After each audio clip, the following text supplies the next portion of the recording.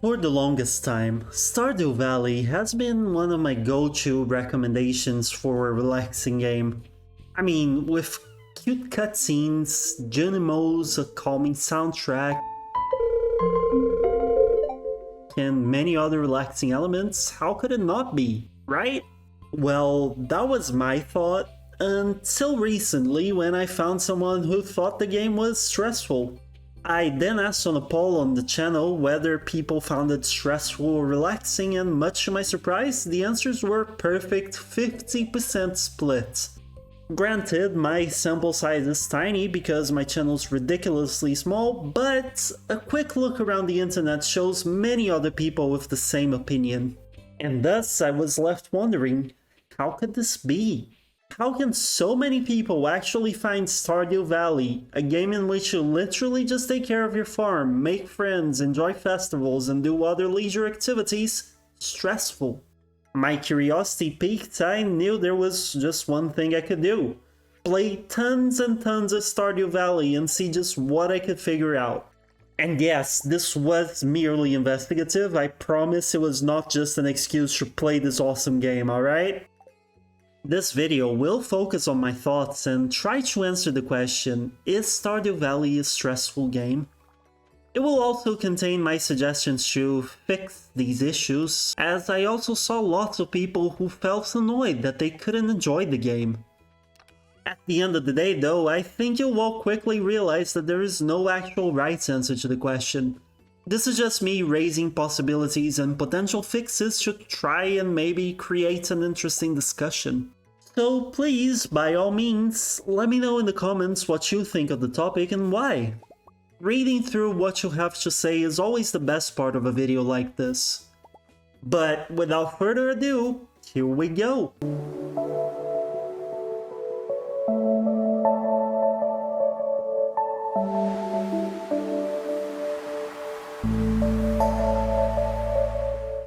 So I think the most important thing to start this discussion is to answer the question, what is Stardew Valley? Nah, just kidding, you probably already know this if you clicked this video. And if you know the core gameplay loop of Stardew Valley, then chances are you already have an opinion formed on the topic at hand. In this video, I'll explore how the game can be stressful rather than how it can be relaxing, because the stressful experience is the issue. I think it's a bit more productive to talk about how to solve issues rather than to just list ways in which the game can be relaxing. But you know, if you're curious about those, here's a quick paragraph or 2 or 3 or 4 with my take on it. When you start the game, one of the very first few things you hear in the intro are your grandpa's last words. He says, and I quote, "There will come a day when you feel crushed by the burden of modern life and your bright spirit will fade before a growing emptiness." End quote. Sure, starting a relaxing experience, feeling a pile of existential dread get tossed onto you may not be very, well, relaxing, but the sentence makes it clear that the intention behind giving the player the farm is for them to have a way to start over and get rid of said burden of modern life, giving their bright spirits a chance to recover from the growing emptiness. And how does a farm in the middle of a tiny city allow the player to do that? Why, via the quaint experience of living in a rural environment. The main character is no longer in a concrete jungle, pretty much living in a soul-sucking JoJo work cubicle, but instead they are in a farm all of their own, surrounded by nature and a community that cares about each other. That feeling is also translated to the player by giving them, or you, assuming you who are listening are a Stardew player, full control of the character's actions. Tending to your farm, befriending the town, decorating your house however you wish, fishing. All of these are very peaceful activities that, especially when accompanied by the chill soundtrack, really just help you relax. You also get events with everyone in the town that allow you a glimpse into their mindset and just makes things a lot more personal. And then we have festivals. Just getting the entire town together twice or so a season is usually awesome, even if it does get repetitive after a few seasons. Do note, however, that I said usually, as being rejected on your first dance is very distressing. And yeah, I'm specifically talking about Haley. That asshole. I still haven't forgiven her. Although I have to say adding Mayor Lewis's purple shorts to the soup in the luau actually more than makes up for the heartbreak. So I think overall what I'm trying to say is that the game has a generally chill vibe. You escape your busy, punishing city life to just live your days in peace and do things at your own pace instead of adhering to a strict corporate routine. I think, in a way, lots of us could benefit from this change in our real lives, even if temporarily. So, if the game genuinely offers a chill atmosphere with cute and fun activities and people to meet, along with gorgeous sceneries to explore, then how exactly can so many people find the game stressful? Well, one of the main issues lies precisely in the do things at your own pace part. Turns out that this isn't very clear to some new players and they feel the pressure of time in the game. Said pressure is presented in many ways that often cannot be ignored. In fact, it's presented to you the very moment you start playing via the interface on your screen. See the little indicator on the top right? The one indicating the date and time that's there for most of your game? Yeah, it turns out some people feel pressured by the time constantly ticking by. As they go about their business, things happen around them and they may even miss their chance to talk to certain people at any given day because they simply didn't get to them in time. This can be devastating for some players, especially if they forget a birthday, for example. Said time pressure only gets worse when you realize that you have to be home by a certain time. Energy is, at least early on, a bit of a problem, more on that later, and if you take too long to head to bed, you won't restore all of it. Stay up past 2 AM and you pass out entirely, losing some items in the process. Especially when you're in the mines, this hard time limit is always rushing you to progress as fast as you can, or impeding said progress if it's already too late in the day. And those are just the daily time pressures. You then have quests, most of which have a certain deadline you must meet. The moment you check the quests, pick one and see that telltale 2 days or whatever on the top of your quest description, your priorities suddenly change. You then have to tend to your farm, do whatever you wish to do in the day, and still find the time to hunt whatever materials you need to finish your objective within the time frame given to you. And if said objective is a more annoying one, such as a specific fish, well, good luck. Birthdays are another potential form of time-related pressure, as you have to remember to look at the calendar or you might miss a birthday and have to wait an entire year to have another shot at it. Festivals too might be a source of anguish, as they sometimes require preparations from you, such as the materials for the soup or stuff to show in the grunge display. I hope I pronounced that right. But perhaps the most infamous source of time-related pressure is the community center. Basically, the building has bundles that you must complete. Early on in the game, you find out that lots of these bundles actually require items from specific seasons. With that in mind, it stands to logic that if you do not get all the required items within a season, you'll have to wait an entire in-game year to get another shot at finishing the center. Thinking about that does tend to make people prioritize the center and get stressed out in the process. But not just because of the time-related pressure. Oh no. Another factor comes into play here and in most of these issues I just raised. Perfectionism. I myself originally felt like I had to finish the community center on my first year back when I played the game for the first time. I understood I had at least another year, but just the thought that I'd be missing a single item from, say, summer and be unable to finish the community center for much longer than would otherwise be the case because of my inability to get an item was simply unacceptable. So I tried my best to ensure that didn't happen. Similarly, getting perfect items for festivals helps, but it's not entirely needed. I still chase them though because I just felt an urge to do things to the best of my abilities. And while perfectionism is intrinsically related to the time-related pressure and stress, it also goes much further than that. Take your farm, for example. From what I've seen, some people start out trying to maximize their profits by planting more crops or crunching numbers to see which seeds to buy. To some, this is genuinely how they have the most fun playing the game, and to those people, more power to them. But to others, this is absolutely a way to play that generates stress without them even noticing it. And it doesn't stop there. It can extend to having an optimal farm layout, carefully planning your day so you're able to talk to the most amount of people, amongst many other examples for perfectionism. And I'll be honest, doing everything perfectly in a game such as Stardew Valley can be really hard. Mostly because the game does not provide you with all the information you would need to accomplish that colossal task. This is absolutely another source of stress for people, the lack of information. The game does provide lots of essential knowledge via lost books, but you still have to learn lots of details for yourself, such as the routines of each of your fellow town residents or even their favorite gifts. And yes, there are also notes hidden around that give you some of people's favorite gifts, but you won't be finding those in the beginning of the game.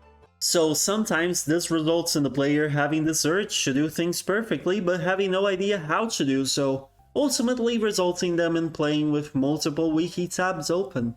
I know I kinda did that at some points. And just like you won't be finding notes and books right at the start of the game, you will, in fact, be missing a lot of options at the beginning of your journey.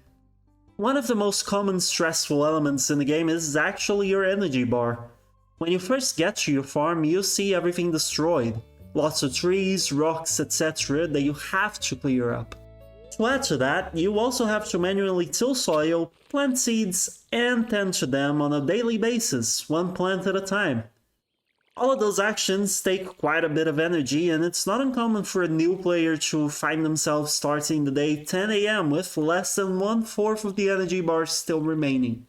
And to make matters worse, as you just started, you won't actually have the means to regenerate your energy. Dumpster diving can only go so far after all.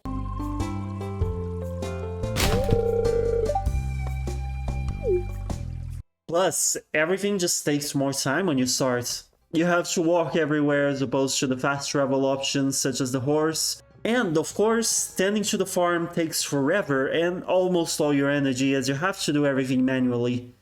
Not only that, but your tools are also the worst possible seer at first, so you have to do everything manually and in the least effective way possible. Even your inventory starts off tiny, forcing you to either store things constantly or be very picky with the stuff you collect, which is especially an issue in the mines, even if you will likely already have at least one backpack upgrade by the time that gets unlocked. But when it comes to stress in the mines, a limited inventory isn't even the biggest issue for some players. Oh no, that would instead be combat. Turns out that constantly having to watch your health, the time, your inventory space, all while fighting off potentially multiple enemies and trying to reach an elevator checkpoint is just too hectic for some people who just want a chill farming experience. I've even seen some folks use the term scary. It doesn't help that a lot of these things to watch out for actually punish the player too. If you get beaten up and lose all your HP, you pass out and lose a bunch of your hard-earned items. If the game goes past 2 AM, you pass out and lose more of your items. If your inventory fills up, you have to make the painful decision of what to leave behind. And the way the mines works is, to my knowledge, random. You have to keep killing monsters and breaking rocks to find ladders to move on to the next floor. This process can take anywhere from 30 in-game minutes to 3 or 4 or however many in-game hours. And considering you can see the clock going up rather quickly as you frantically search for ladders so you can continue on and reach a checkpoint, yeah, it gets stressful. You would think this gets slightly less stressful as you progress, but the mines also grow in difficulty as you grow in strength, so lower floors and the desert mine can both punish you if you get too careless depending on which point you are in the game's progression. And the volcano too, obviously. And the mines are not the only places in which you'll find stressful combat, unfortunately. In my humble opinion, they are not even the worst offender. None of the dungeons are. That title belongs to this godforsaken abomination of a minigame. Now, I hear you thinking, yeah, Journey of the Prairie King is pretty hard, but it's completely optional, so it's no biggie. And of course, you're right. Unless you're a trophy hunter. Unfortunately for those folks, Stardew Valley had the trophy for finishing this masochism in arcade format without dying a single time. Now, I understand that in more recent patches, this trophy was made a lot easier with the added ability to save and quit the arcade at any moment, but this was absolutely not the case for years. And as such, Stardew Valley was a very stressful platinum trophy to get. Heck, even with the new method, it still is to some people. And if you're curious about that method, you basically clear your screen and quit the minigame, sleep to save, then go back and play another screen. If you die, you just restart the entire day. Ideally, you'll want to carefully manage your amounts of coins and your resources, but this method in general makes the process a lot easier. If you did manage to beat Journey of the Prairie King without dying and without cheesing it like this, though, congratulations, honestly. I think, in a way, it's weirdly fitting for Stardew Valley to have such a stressful trophy in its otherwise tame, if lengthy, trophy list. Just like this cheese method was not available in the game for the longest time, Concerned Ape, the developer, in true fashion to his name, added features to the game throughout the years to remove some of the stress added to the players. For example, did you know that on release you couldn't redo Grandpa's evaluation at the beginning of year 3? If you failed it, that was it. No diamond could save you. You'd just be forever left with a permanent stain on an otherwise potentially squeaky clean track record of your farm. Thankfully, this was changed fairly quickly, but the game did have a few fail conditions that were slowly changed over time. By now, I know you might be getting tired of my voice, and I think this is already quite an extensive list, but I do want to add one last point of discussion. Social media, the root of all problems. All it takes is one quick look on YouTube to find a bunch of tours of incredibly gorgeous farms that most of us will absolutely never manage to create. To some people, this can be stressful, or I guess the motivating is the more accurate word, unfortunately. It's sometimes hard not to compare yourself to people who are really good at building and decorating and then just feel like you're inadequate to continue playing. And the worst part here is that your enemy is your very own brain. So, how do you deal with this problem? Well, that's the billion-dollar question, isn't it? For not just the social media thing, but also most of the other points raised, you end up being your own worst enemy, and there's no easy way to fix that. But there are a few things that are important to be remembered and that might actually help your experience. At least they helped my own. The first and perhaps most important point that I want to raise is that most of these issues are actually self-imposed. This may seem obvious at first, but you might not even realize it because the game doesn't necessarily do a great job explaining it. Remember everything I said about community center being done year 1, or maximizing profits, or trying to talk to as many people as you can, or always dropping everything to do timed requests, for example? The truth is, you don't have to do any of that. Important requests have no time limits, and timed requests don't give any penalty if you fail them. Community center, profits, people, all of these aspects can wait pretty much indefinitely, so you're more than able to take your time. Even things that might consume part of your days, such as putting water for your pets or tending to your animals in barns and etc., are simply not required. Your animals won't die if they go without food for a bit. Your dog won't flee because you failed to give it water. Heck, your own spouse will be completely fine if you ignore them for as many days as you need.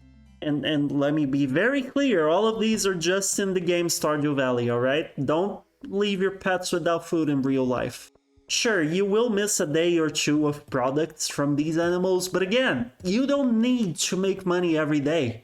This is what I meant back in the beginning of the video when I said that Stardew did allow you to take things at your own pace. If you want to wake up, ignore your whole farm and go fish for an entire day, you can. Nothing's shackling you to your routine. In fact, I'll even go one step further and say that the game was actively designed to discourage the player from doing as much as possible as quickly as possible. At least at first. Nowadays, when you create a farm, you get an option that you can tick that makes it so you'll definitely have access to all materials you need to complete the community center in the first year, should you decide to try to do so. What this implies, however, is that if you do not tick that box, there is a chance it's not even possible for you to finish the community center in the first year. See what I mean? In this case, rushing was, for a while, not even an option. But I understand that knowing that some of these issues are self-imposed doesn't actually help you deal with them. I think we all know that therapy can help in that regard, but that is way outside the scope of this video, so I'll just keep focusing on measures that you can take in the game that might help mitigate that anxiety, along with other facts to keep in mind. So, you know that you don't have to do everything as fast as possible, and yet you still can't avoid trying to do so and stressing out in the process. The question then becomes, how do you make that process less stressful? One way is, if you're playing on PC, via mods. These handy player-made additions to the game actually are godsends to those of us who get stress and anxiety from playing Stardew, as there are lots that attack precisely the aspects that trigger these feelings. Just 3 examples that each deal with one different source of stress are: a mod that makes the in-game clock go by slower, a mod that gives you infinite health and even energy, and a mod that gives you more information in the game, such as showing the current location of every character. Heck, there's even a mod that makes you immortal in Journey of the Prairie King. And no, that's not how I got my achievement for that on Steam, okay? Now, I know not all of you are on PC, but don't worry, there are other things that help, such as playing the game, believe it or not. Lots of the issues I mentioned are mostly an issue in the early game. Do you think you're spending way too long going from place to place? Fret not, as you can quickly unlock an actual fast travel minecart system and many ways to speed up land travel, such as the horse. Do you spend all your energy and morning watering a ton of ungrateful crops who don't even thank you for the effort? Not to worry, you soon will be able to build sprinklers to water them all for you. Do you feel your energy runs out super quickly? Well, don't despair, as you can increase the energy bar and get more effective ways to replenish it.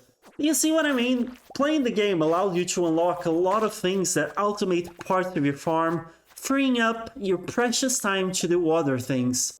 In fact, advancing the game in general just provides you with more tools that make matters easier. You can even eventually acquire tools that just straight up teleport you places. It's all really handy. But all of this is not really handy in the beginning because you won't have access to this stuff. So in order to get to this point, you do need to go through a slower beginning, which is where unfortunately a lot of the people I talked to stopped playing the game due to the stress. But I think the one measure I've seen taken that was most effective in combating stress was actually playing the game co-op with someone else. Now, I know there's a fatal flaw here in that it requires a friend, but still, if you got that, it's a good option. If you enjoy the company of whoever is joining you for a co-op game, most things become a lot more bearable. Even horror games, in my experience as a person who was once a scaredy cat and overcame the fear of horror precisely by playing games such as Silent Hill for my friends to watch when we were teens. In co-op, you can have 2 people working towards the community center goals and many other things that would otherwise stress a single player out if they were trying to do everything possible as fast as possible. And talking to someone you care about on platforms such as Discord, for example, just helps keep the mood light and your spirits brave. For lots of people, having company just makes everything better. And I can't say I disagree. Co-op causes a few problems, such as the cutscene still making the timer in the day tick by as the game doesn't pause anymore, but even that can be avoided if you just skip the cutscene and watch it later on YouTube or something. As I said, the developer has made many changes that improve the game in this sense, introducing changes such as the ability to retake the Grandpa's evaluation, and even made it so you couldn't miss important quests that were originally permanently missable. So if nothing in this list of solutions works, remember one fact. The situation could be a lot worse. I'll leave you with a harrowing and completely useless thought, but before I do, I have to ask you what you think of this topic. Did I miss anything? Do you find the game stressful? Do you think it's relaxing? If you find it stressful, how do you deal with it? Personally, I'm in the relaxing field, but I can't wait to see the discussion that might come from all of you. That aside, I hope you enjoyed the video. Thank you so much for watching, and if you decide to subscribe and stick around the channel, I'll see you hopefully in the next one. Bye bye!